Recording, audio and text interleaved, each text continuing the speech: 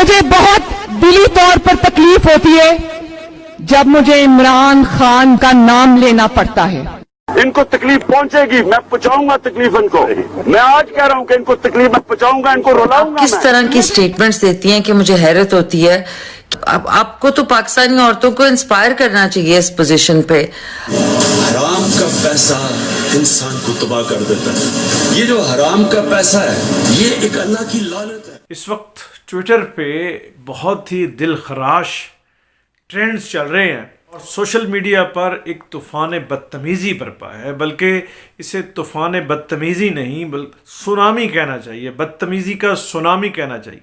सियासी मुखालफीन जो सियासी मैदान में है वो तो नामुर्दाज़मा है, लेकिन ट्विटर पे सियासी मुखालफीन एक दूसरे को माँ बहन की गालियाँ दे रहे। इस लड़ाई में एक रियासती अदारे के बाज़ सरबराहान का नाम लेकर, उनका नाम लेकर, उनके डेजिग्नेशन और उनकी तस्वीरें छाप के उन पर भी गंद उछाला जा रहा है।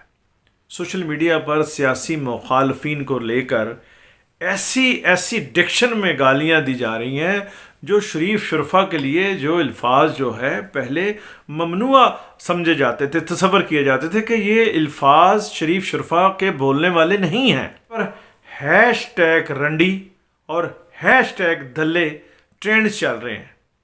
अफसोस है, सद अफसोस है कि इस तरह के हैशटैग और ट्रेंड्स चल रहे हैं बाकायदा। इस किस्म की गलीज़ ज़बान से आज़ादी इजहार के इंसानी अफजल हक से महरूम होने को दिल चाहता है। जदीद इंसानी ज़िंदगी में आज़ादी इजहार इंसानियत के लिए एक बेहतरीन इनाम जाना जाता है, लेकिन इस आज़ादी इजहार का इतना बदसूरत और कबीह इस्तेमाल जो है किसी महज़ब सोसाइटी में पहले कभी नहीं देखा।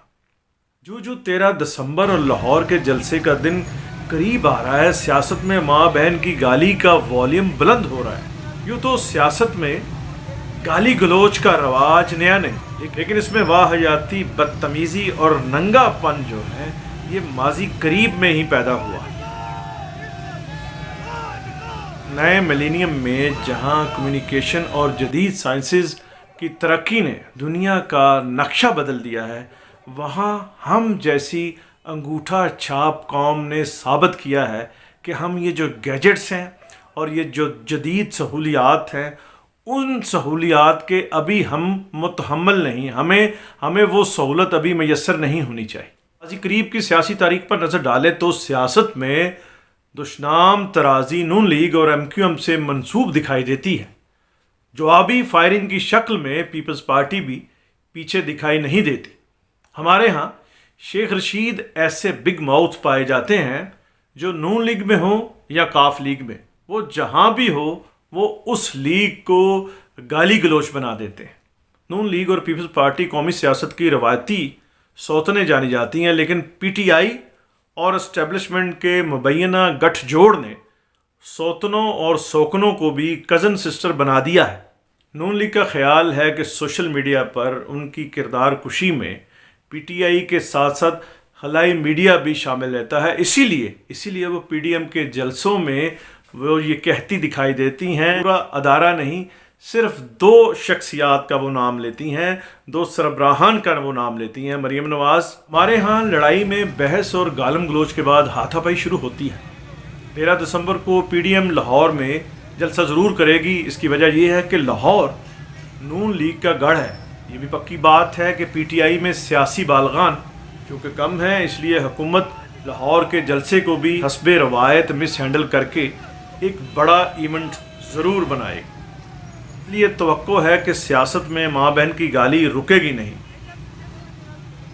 हमारे यहाँ सियासी जानसारों का यकीन कामिल होता है कि उसका लीडर तो ईमानदार है और सियासी मुखालफिन चूँकि करप्ट है, सिसिलियन माफिया है, उसने कौम का पैसा लूटा है, लिहाजा इसका पेट फाड़ कर पैसा वापस लिया जाए।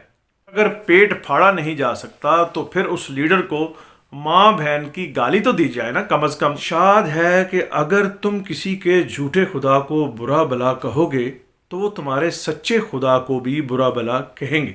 हम मुसलमान हैं, हमें इस स्पिरिट को अपने रोज़मर्रा के मामलात पर भी अप्लाई करना चाहिए।